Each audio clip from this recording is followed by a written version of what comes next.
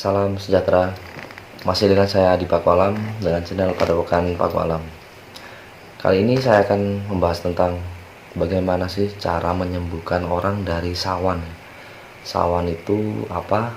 Nanti kita tonton aja terus. Jangan di skip ya supaya paham untuk penyembuhannya. Oke, jangan lupa like dan subscribe.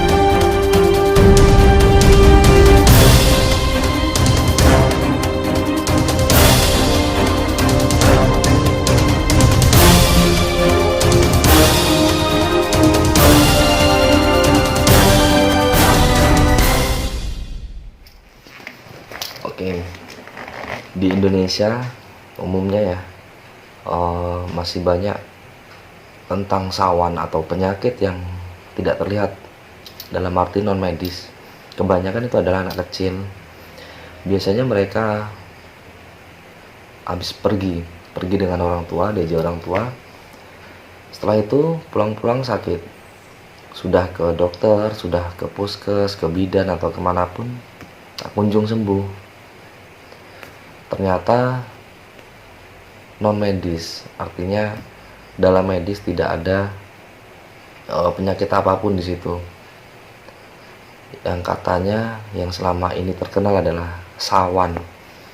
Sawan tersebut adalah hasil dari manifestasi atau energi negatif yang menempel pada diri manusia, terutama kebanyakan itu adalah anak kecil. Kenapa bisa begitu?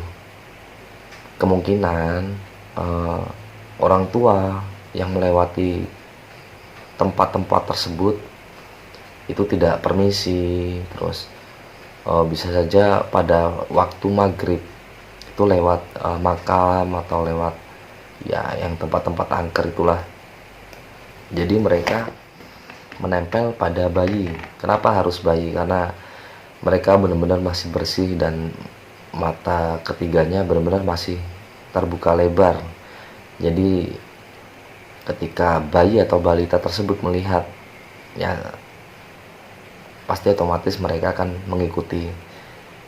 Kan nggak sedikit ya, ada balita yang bisa melihat makhluk tak kasat mata, yaitu. Jadi di situ alasannya. Untuk penyembuhannya apa saja?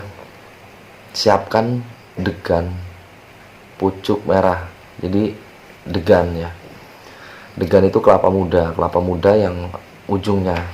Jadi ini tangkainya, ini degannya. Tangkai ini waktu dibuka kan ada kelopaknya tuh, kelopaknya dibuka, dia berwarna merah, merah jambu ya biasanya atau pink. Nah itu untuk suatu obat, bisa dibeli ke pedagang-pedagang kelapa muda. Nggak harus kita manjat dan nggak boleh jatuh di tanah, itu nggak harus. Itu sudah berbeda untuk pengobatannya. Jadi kita beli jangan dibuka di situ, kita beli utuhan. Maksudnya degannya atau kelapa mudanya jangan dibuka, biarkan murni seperti seadanya, seperti adanya lah. Jadi harus utuh, kita bawa pulang langsung kita rajah. Rajanya seperti ini. Ini saya biarkan, silahkan ditulis dan disimpan kerajaan tersebut. Silahkan ditulis. Jadi merajahnya lewat paku atau menggunakan paku ya. Kita rajah di kulit kelapa muda tadi. Saya kasih contohnya seperti ini. Nah ini dirajah menggunakan paku, terserah pakunya mau paku apa. Yang mudah ya pakunya paku besar ya, paku balok, itulah paku paling besar atau paku tembok. Itu lebih mudah mengasirnya atau merajahnya. Nah, itu setelah dirajah langsung saja dibuka dan diminumkan. Boleh kalau untuk bayi pakai dot itu alat pembantu untuk minum supaya si bayi mudah mencerna atau minumnya. Kalau enggak atau balita gitu bisa ditaruh di gelas itu. Degannya boleh dimakan enggak, atau dalamnya daging dari kelapa mudanya ya tentu boleh, silahkan dimakan, nggak apa-apa. Nah, itu untuk suatu obat. Rajaan ini saya buat itu perpaduan antara kejawen dan agama ya, ada suatu agama. Nah, itu nggak masalah untuk siapapun, untuk agama apapun, untuk suka apapun nggak masalah. Intinya di sini saya memberikan suatu pengobatan, saya memberikan suatu caranya menyembuhkan balita atau seseorang dari sawan itu. Setelah diminumkan, nanti airnya dikasih sedikit di telapak tangan, diraupkan atau dibasuhkan ke muka si bayi atau si yang sakit atau balita ya. Jangan banyak-banyak, sedikit aja, hanya untuk suatu syarat. Nah, setelah itu biarkan saja. Nanti sekitar 5 menit silahkan dibilas lagi menggunakan air putih atau air biasa lah. Intinya jangan sampai lengket mukanya, hanya menghindari dari semut, karena kelapa muda itu manis, jadi si semut nanti bisa menggigitnya atau dikerubungi oleh semut. Nah, setelah itu biasanya si balita atau si bayi akan tertidur karena dia mengantuk. Ada suatu energi positif yang masuk ke dalam dirinya dan menetralisir energi negatif yang dari sawan atau makhluk tak kasat mata tadi. Setelah itu dia bangun, sembuh. Misalkan panas yang tadinya panas tinggi gitu kan, panasnya menjadi turun, menjadi normal seperti biasanya. Nah, seperti itu.